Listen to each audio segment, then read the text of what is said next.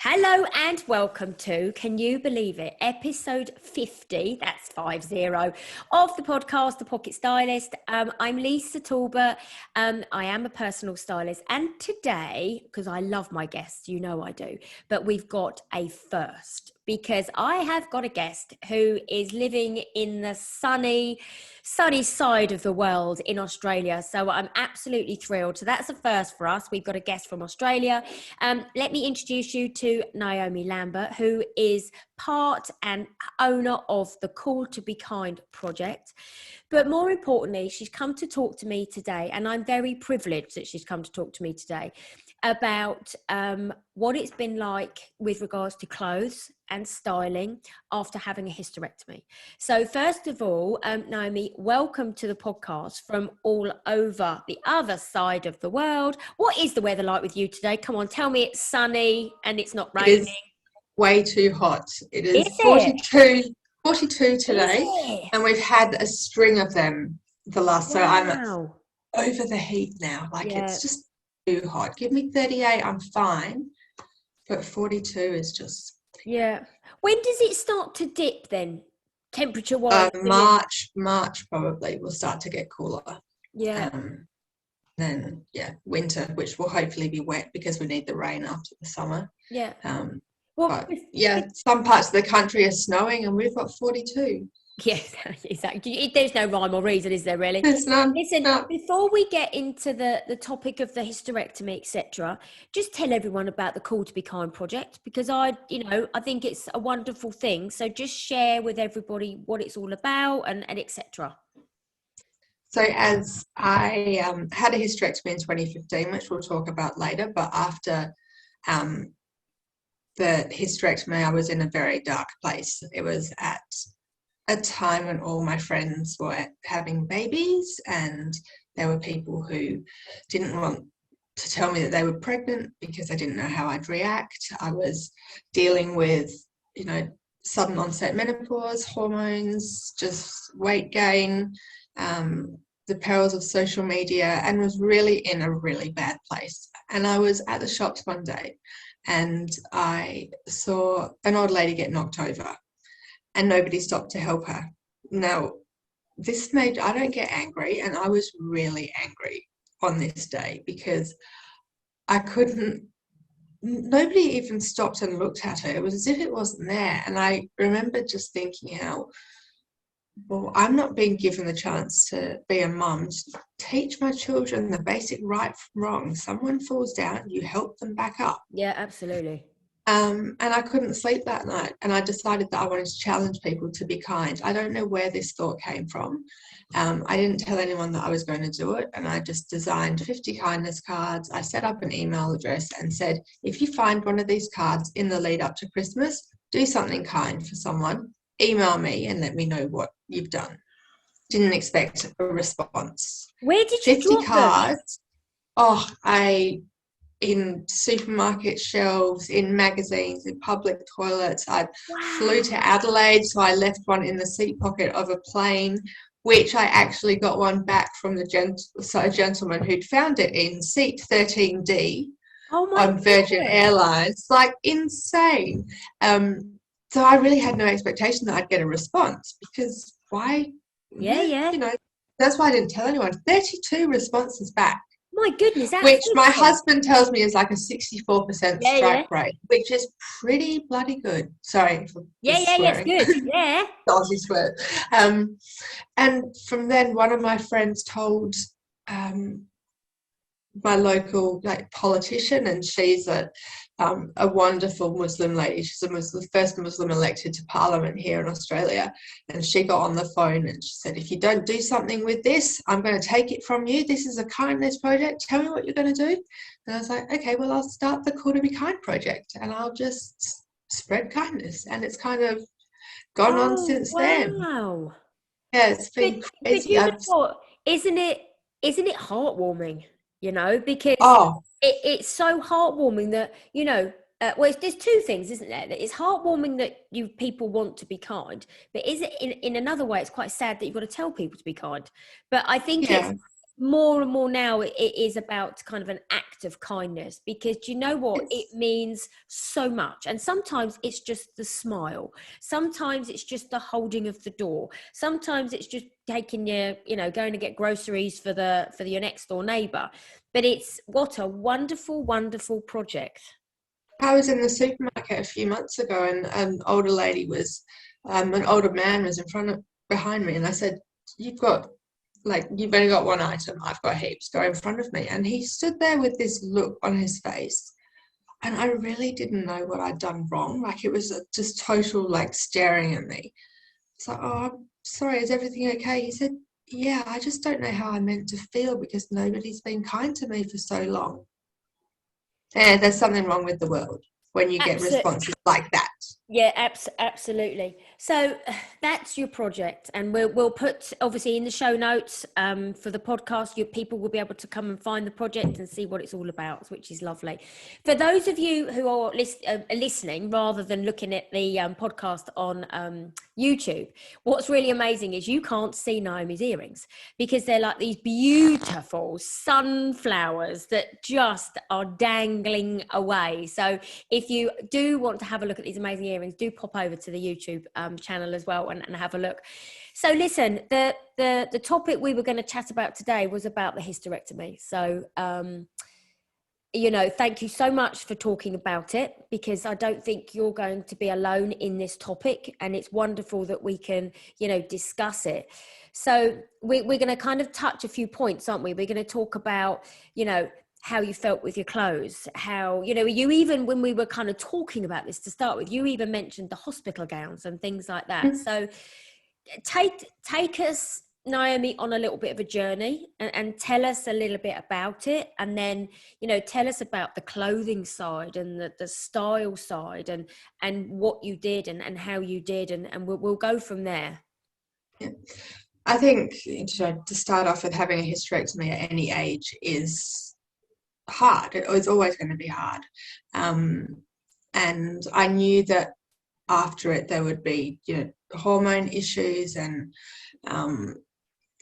pain and that kind of thing, but I didn't count on how quickly the symptoms would start after I had the surgery. So I went immediately into a sudden onset menopause, and because I've got a history of blood clots, they couldn't put me on medication straight away.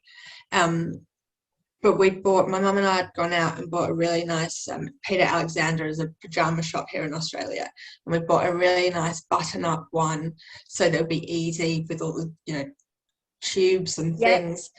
I couldn't wear it because my skin was on fire. I wanted to be naked in this bedroom with 4 women because I was just sweating so itchy. It was horrible. So from day one, I felt like I was up against everything, where I just didn't want to. It was so hard, and they were probably the hardest days, were the first ones, because your body is, you know, you can't get up and about, you're in bed, you end up having to wear these horrible gowns, and it was really hard. So that was the time you were in the hospital. So Yeah. what did you do then for clothing, or did you, because obviously you talked about the Peter Alexander pajamas, but Yeah. did you end up wearing nothing, or did you go for a kind of looser cottony fabric to kind of work to make sure that it kept you cool? Yeah, I got my husband to bring in a couple of his big t-shirts, and I would have them on, they weren't on all the time. And if I couldn't have clothes on, I'd have just a nice blanket from home that I would just have over me while I was in hospital. So the t-shirts were really good, and were definitely much more comfortable than, and they were soft. I said, I want some of your old ones, worn ones, you know. Yeah. Doesn't matter, like, and it was good for me to have them because I felt like he was with me the whole time. Yeah. As well. The Peter Alexander one, looking back, we thought it was practical, but the material was probably not the most comfortable. So I would say to anyone, go for something that is soft rather than one of these nice button-up shirts, because if you're as bad as me and your skin starts crawling, you don't want that. And it's interesting, isn't it? Because that's when, you know, fabric, it does play it plays a brilliant, an awful part, I was going to say, but it plays a such a pivotal part in how clothes can make you feel, because it is about what's it going to feel like on our skin, isn't it? It's, you know, coats are different because you kind of wear them over another garment, but when you have a garment that is close to your skin, it's got to feel comfortable normally, let alone when you're, you know, thrust into this really heightened menopause when your skin is so sensitive. So, you know, using, like you said, a fabric that, like a cotton, or one that's been used and worn a lot, because it's lost its starchiness and its density, and it's lost some of its elasticity. So there are certain things, aren't there, we all do, you know, if we think, oh, I just want to be comfortable, you'll grab the garment that is the softest, or the, you know, it's lost its stretch, but, you know, no one else can see it, kind of thing. So you know, so how did you, when you then came out of the hospital, obviously, did your clothes that you had in your wardrobe, did they become harder to wear initially, because you still have this kind of skin that was on fire, you know, from a heat perspective, and things like that?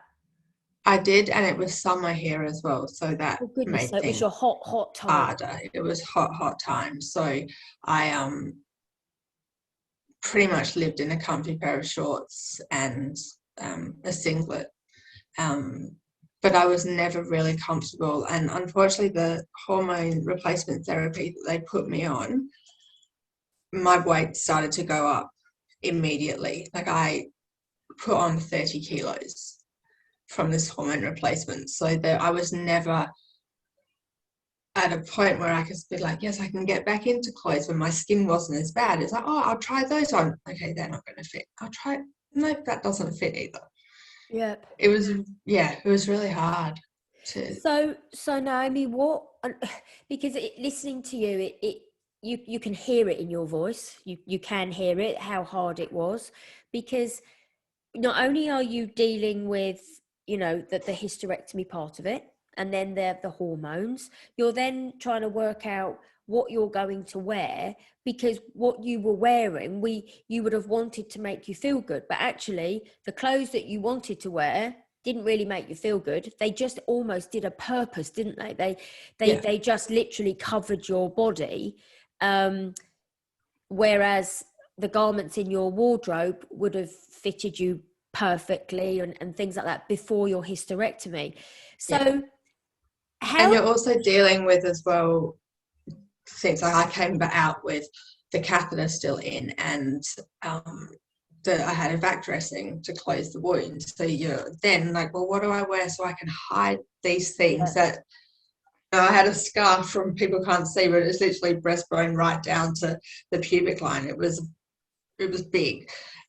So that was dressed and had a dressing, and there were bags. So we really had to think about, I think, again, I said to my husband, I'm going to use your trappies because they've got, you know, holes in them and big pockets, so I could put the drain in there.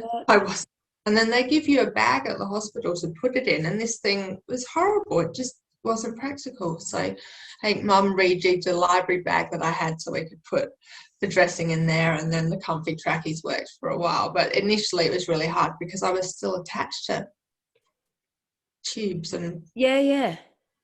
And I think it doesn't, you know, not every, but, well, you know, unless you've been there, you don't know, you know, unless you've been down that road. And there'll be ladies that are listening to this going, do you know what, I can relate to this. I can absolutely relate to it. So and when, that's what I found as well, is that I didn't have anyone that was my age at the time to go through it. Like, I couldn't find anyone that didn't have a stethoscope telling me, oh, it'll be fine, you know, the weight will go off. I want to hear from someone else my age, and I want to know what they did and if what not to do, kind of thing, because there wasn't anyone. did you find people, because obviously you said there wasn't anybody, did you find people in the same situation as you, or so you went through all of this on your own? Wow. Yeah. I was in at the menopause clinic, and I was youngest by probably 30 years. Wow. Yeah, it was that was hard. And I don't want anyone else going through it to feel alone. Like, Yeah. there are people now that I'm mentoring and peer support that are going through it, which is really nice to be able to try and help them. But at the time, it was dire. It was Yeah, hard. but do you know what? You're such an amazing person to talk about it. You I can almost, my little brain is sitting there thinking, wow, you should set up your own support group, because your knowledge base of what you went through will help other ladies. And I'm hoping, like that's why we said you kindly said you do the podcast, because if we can raise awareness, that's Yeah. a start, isn't it? To say to other ladies, do you know what? You're not alone. And as much as, you and I are talking about the clothes, etc., there's a much more bigger message here of you're not alone, and that, this is various things that I did, and this is what I went through. As the time went on and you lost some of the medical equipment, etc., Yeah. how did you then go forward with your clothes? Because obviously you've alluded to the fact that some of your clothes that were in your wardrobe didn't fit.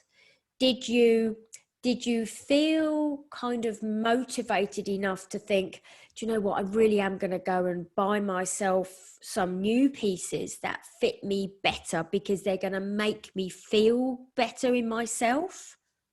I did. And I actually went to the local shops and shopped in their maternity section because they've got the supportive Yeah, yeah, things. And how wobbly I was at the time, that probably wasn't the best decision, because every time I looked at the word maternity, I was reminded yeah, that you're absolutely. never going to wear them for real. So I think the concept was good. Double-edged sword. I should have just left it a few months before it wasn't so raw. But then I had a friend cut all the maternity tags off for me. She's like, no, they're just clothes. There you go. Absolutely. They're So just a pair yeah, of clothes that just happened to be cut and designed differently, but actually that worked for your shape at the time. yeah, the built-in bras, so I didn't have to, Yeah. because everything was affected. So yeah, I was very, very grateful to the friend that did that, that's for sure. Oh, bless. And then and wearing then the clothes that fitted you properly, did you feel more comfortable and more confident to then almost, sounds awful, but almost to rebuild your life as to, to, like you said, maybe do things like the Be Kind project and things like that. Did the clothes, I suppose what I'm trying to get at, did the clothes start to help you feel better because they almost gave you a little bit of a suit of armor? Yes. Yeah. Yeah. If I had a nice oversized shirt and leggings, and that always made me feel really nice. Because I could, tie the shirt and have the collar up. I could put cardi over it. I could change my earrings. It was just my staple. And those big kind of husband shirt things and the husband-esque jeans as well were ones that were really comfy. But then the pregnancy jeans were really good because they had the elastic as well. So I could wear them and, no one would see that was there. So there's definitely options out there, but you need to go, when you go shopping, you need to go with someone that you really trust. But you also really need to think about what makes you feel good. Like, if you try it on and you don't feel good, don't get it. Mm-hmm. Absolutely. Because just because it's a shirt or whatever, you need stuff that you can open your wardrobe and go, I've got to go and see this person today. I know what I'm going to wear. And you just need a few staple pieces. So for me, it was the maternity singlets, the jeans with the band around them, leggings, and then the tops, the shirts on top was, good, because I could dress that up and down, belt them if I needed to. Did you use accessories as a real asset? Because I'm looking at you now, and for those that are listening, I'm looking at these wonderful earrings. And before we started, Naomi showed me some other little earrings that she's designing and making, which are little teacups.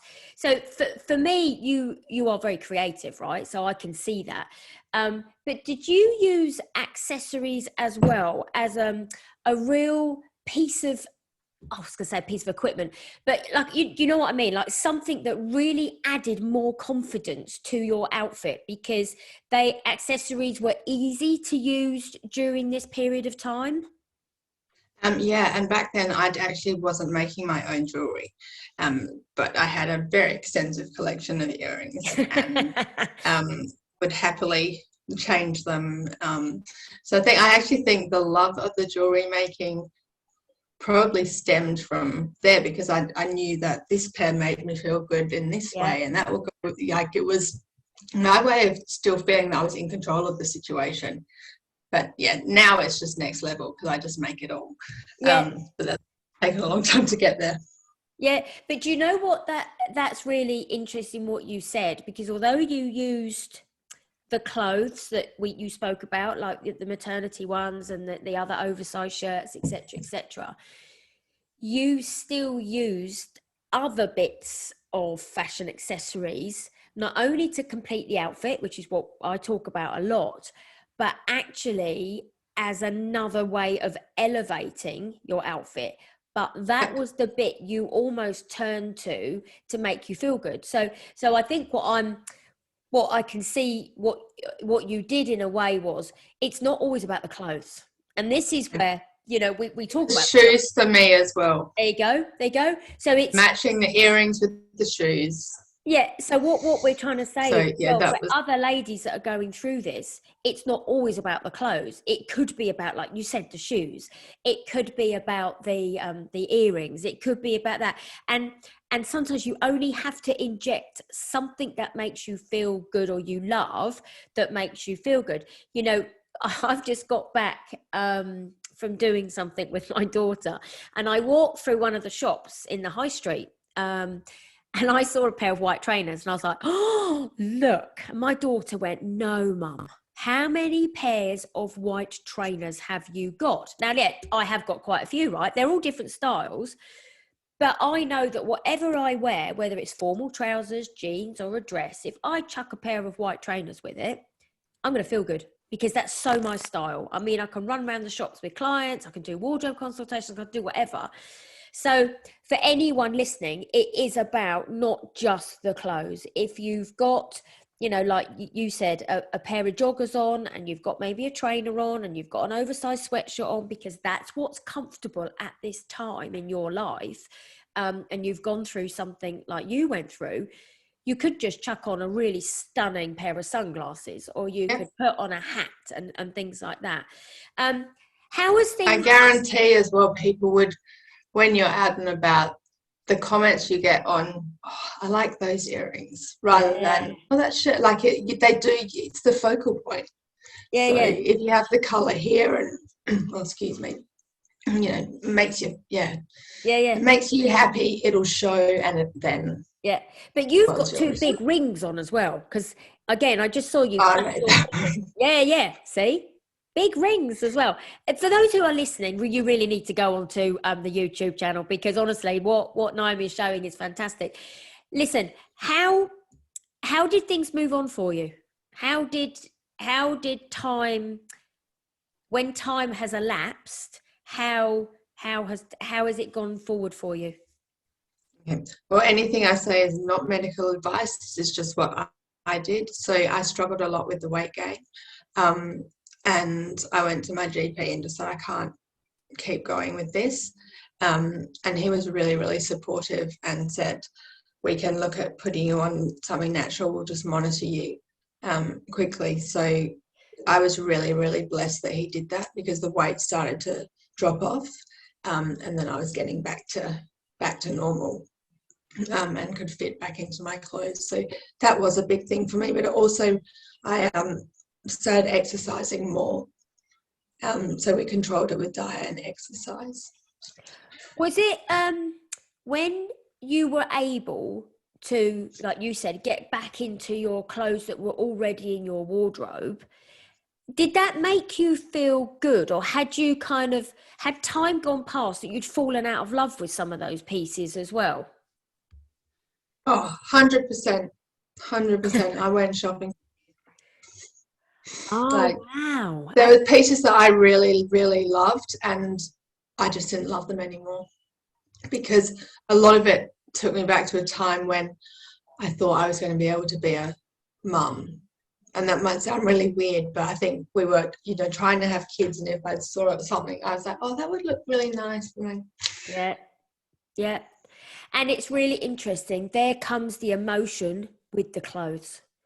And people, listen, I've done this job for a long, long time, 15, 16 years now. I think it's 16 years this year.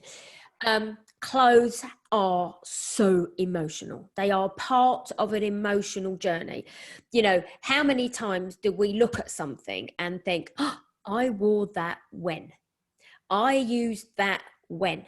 And it takes you back, a bit like a piece of music. It takes you back to the time you wore it. And it's very emotional. And that's the time, in certain cases, even when I do wardrobe consultations, it's never about removing everything from your wardrobe, but if there's pieces in there that hold a memory, you keep that. You don't necessarily keep them in the wardrobe, but you certainly don't lose them. You pack them up and you put them somewhere else, because they will have memories. Listen, I know I've got dresses in my wardrobe that were worn for a certain occasion, and I know that the occasion reminds me of something that I'm now never going to lose that dress, and it is. Clothes are very emotional, and I would always say to My wedding dress is yeah, equally like that. yeah. And well, it's true, isn't it? Listen, the majority of us don't ever get rid of our wedding dress. I mean, I was in my mum's house the other day and my husband was there and he said, oh my goodness, that's your wedding dress in the box. And because I didn't have the storage space, so and it's got on the box Lisa's wedding dress, that it was stored, and actually it's really interesting, isn't it, the memory. My husband opened up the box and my daughter was like, oh my goodness, is that your wedding dress? Because they only saw pictures, so there is a massive emotional connection to clothes, which is why, what, in your wardrobe should only be the clothes you love. If there's any kind of negativity about a piece of clothing, whether you don't like wearing it, it doesn't make you feel good, it should not be there. I'm a massive believer in that. So how are you now? Listen, this is a few years ago now. Obviously, Yeah. you're doing your Be Cool to Be Kind project, etc. Do you have the same kind of do you have the same kind of relationship with clothes that you used to have, or do you think about them slightly differently? Do you think more about the I fabric? think I have a better relationship with them. And why I is that don't then? panic, because I won't panic buy, Ah, or I won't go in and buy just for yeah. the hell of it. I will be more curated with what I choose. And yeah, as I said, that makes me feel good. And Yeah. if I buy something that makes me feel good, I take something out of my wardrobe and will give it away, like one that I haven't watched. I'm trying to kind of, add and take away at the same time, rather than just keeping that dress that I'll never wear again, but it's there because I don't know why it's there. Yeah. And So, and you know what? I think that's a brilliant way to kind of wrap the podcast up, because you've been on a journey. You've been on a massive journey. And I can't thank you enough for coming and sharing that, because I think you're definitely, ladies will resonate with you, and that's just such a wonderful thing to do. And there you go. See, you've shared your kindness today by helping somebody else along the way. And I really, really appreciate that. it's Um, yours by having me. Oh, bless you. Listen, it was wonderful. And in the show notes, you can find out more about Naomi's Be Cool to Be Kind project. And please have a look on YouTube about these amazing earrings and jewelry pieces that she's got. Everybody, thank you so much for listening. Naomi, thank you so much for coming and spending the time with me and being so honest. You have been wonderful. And listen, we will see you all and hear from you next week. Thanks, everybody. Bye-bye.